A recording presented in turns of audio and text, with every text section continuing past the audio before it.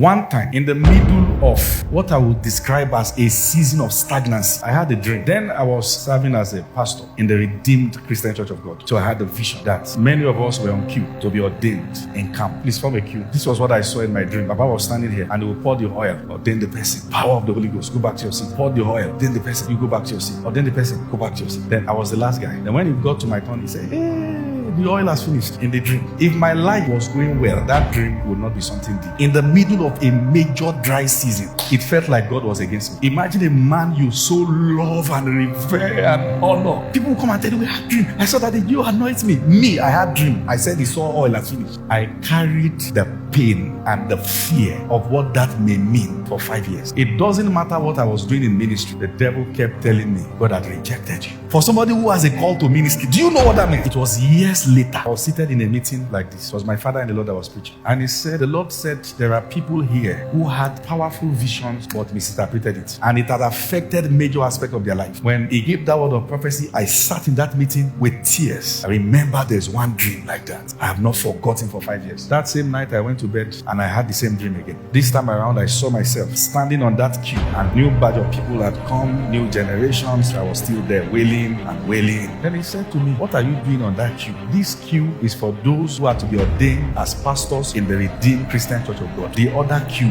is for you, those who believe in what I carry. This is where you should have been. Wow! Sometimes stagnation can come because of one misunderstanding of what God is saying. And somebody is in the fix. Held up! Truly God spoke. It is not enough that God spoke. It is important you understand it. Something accurate that God said can stagnate you for life if you don't understand it. God can say something very accurate and somebody gets it wrong. Speed in a wrong direction is still stagnation.